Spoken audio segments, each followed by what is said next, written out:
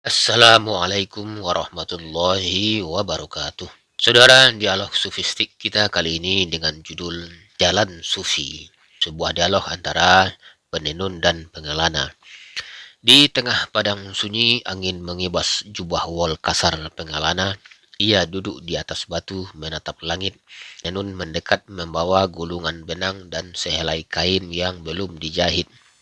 Lalu pengelana berkata, "Aku mendengar mereka memanggilku Sufi. Tapi dari mana asalnya nama itu, wahai penenun? Apakah dari pakaian kasar yang membalut tubuh ini atau dari luka-luka yang tak kasat mata?" Penenun menjawab, "Nama itu, wahai sahabat, bukan sekedar bunyi yang dilemparkan oleh lidah dunia.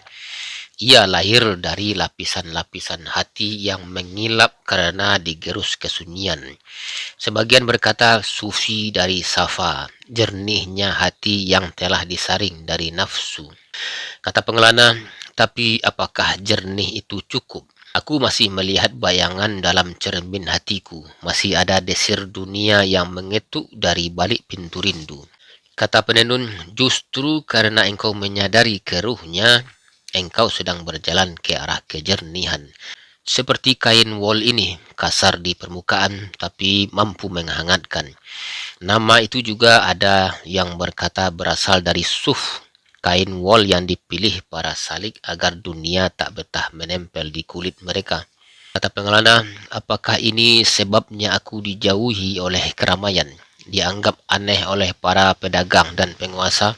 Kata penenun, "Boleh jadi, tapi ketahuilah, ada pula yang berkata Sufi dinamai demikian karena mereka duduk di Suffah, serambi Masjid Nabawi, bersama para sahabat yang memilih kemiskinan demi kedekatan."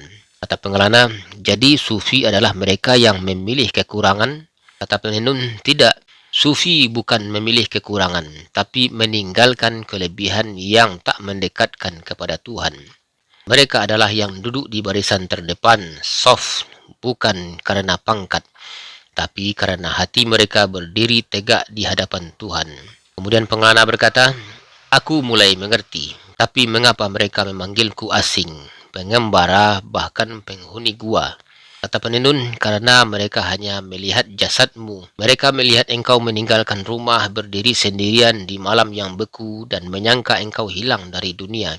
Padahal kau hanya sedang pulang ke dalam." Kata pengelana, "Aku merindukan rumah, tapi rumah yang itu bukan rumah bata. Rumah yang kusebut ketika sepi mulai menjadi doa."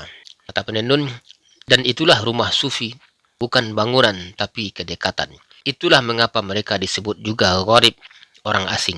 Karena dunia tak mampu mengenali mereka, sebagaimana dunia dulu tak mengenali para sahabat suffah."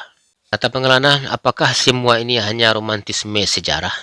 Kata penenun, "Jika hanya dikenang, iya. Tapi jika dihidupi, maka itu warisan hidup. Nama sufi tak diwariskan lewat nasab atau ijazah, tapi lewat ketulusan yang lahir dari pengasingan dan pengabdian."